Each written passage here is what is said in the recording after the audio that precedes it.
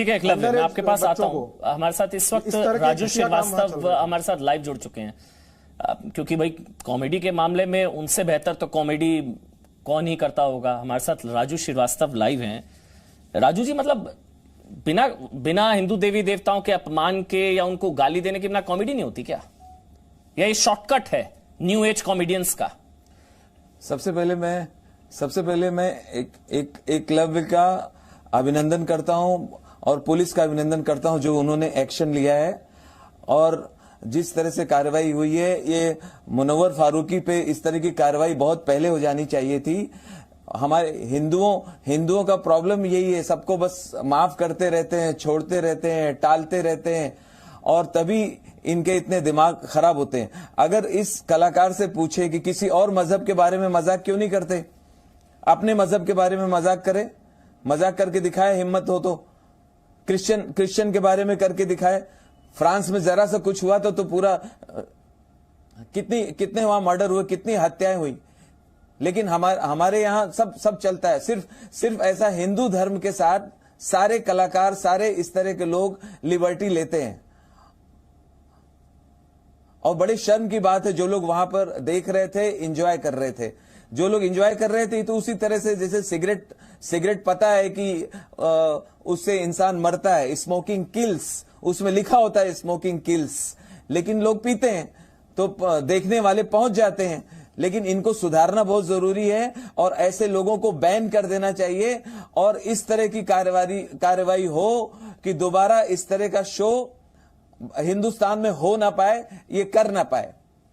मतलब एक दो चीज आपने कही कि हिंदू जो है वो सहिष्णु है, हिंदू उदार है, हिंदू सेकुलर है, हिंदू कट्टर नहीं है, संभवतः उसी की कीमत चुका रहा है, नंबर एक। नंबर दो, आपने जिस बात का जिक्र किया कि दूसरे धर्म विशेष को लेकर ऐसी यही प्रॉब्लम है। अगर होती तो सर वो नहीं हो सकती, वो होती है तो कमलेश तिवारी हो जाता है, वो होती है तो शार्ली एब्दो हो जाता है, अगर वो होती है तो फ्रांस के टीचर सैमुअल पेटी के साथ क्या हुआ था वो सबको पता है। मेरा सवाल वो नहीं है, मैं कोई कट्टरता वर्सेस कट्टरवाद वर्सेस उदारवाद वो डिबेट नहीं कर रहा हूं। मैं ये समझना चाह रहा हूं कि ये जो न्यू एज कॉमेडियंस होते हैं वो आपको सुनेंगे। राजू भाई, आज आप खुलकर एक चीज बोलिए, ये ग्लैमर या सफलता का शॉर्टकट होता है क्या कि आप जो है कुछ इस तरह की बात कह दें और आप जो है पॉपुलर हो जाएंगे? आज मुनव्वर पर चैनलों में डिबेट चल रही है, ये शॉर्टकट होता है, बिना उसके कॉमेडी नहीं होती है क्या? बिना गाली दिए, बिना गणेश जी की सूंड का मजाक उड़ाए, बिना प्रभु राम को गाली दिए, बिना माता सीता को गाली दिए कॉमेडी नहीं होती क्या? बिल्कुल, मैं इस बात से एग्री कर रहा हूं कि ये जो नेगेटिव पब्लिसिटी का ट्रेंड चला है ये बहुत खतरनाक है, बहुत घातक है। अब अपनी आर्मी का मजाक उड़ाना, सर्जिकल स्ट्राइक पे सवाल करना, स्टेज पे कॉन्डम निकाल के दिखाना, ये कॉमेडियन अगर इस तरह से इसको सोच ले कि मेरा परिवार अगर सामने बैठा हो, मेरे भाई बहन सामने बैठे हो, तो वो किस तरह से इसको रिएक्ट करेंगे? क्या वो अपने परिवार के सामने, अपनी बहन के सामने इस तरह का परफॉर्मेंस दे सकता है?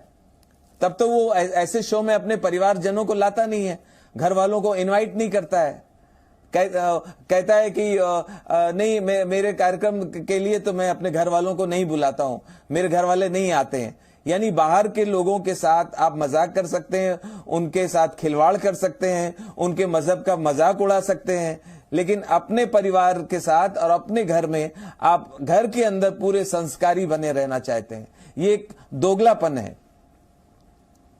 दोगलापन तो इस चीज को लेकर भी है। राजू श्रीवास्तव जी, मैं एक मिनट आपके पास आ रहा हूं। आपने दो चीजों का जिक्र किया कि अब कानूनी कार्रवाई का भी विरोध किया जा रहा है, अब ये कहा जा रहा है कि जो है अभिव्यक्ति की आजादी को दबाने की कोशिश की जा रही है।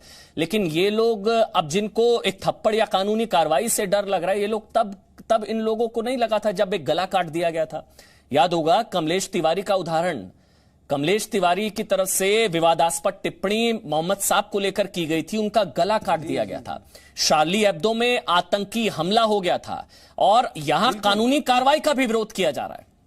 मतलब ये तस्वीर आपको देखना और समझना बहुत जरूरी है। ये जो हम पाखंड की बात कर रहे हैं, जो हम बार बार कह रहे हैं हिंदूज फॉर ग्रांटेड, यहां कानून अपना काम कर रहा है, कानूनी कार्रवाई हो रही है और कानून को ही अपना काम करना चाहिए।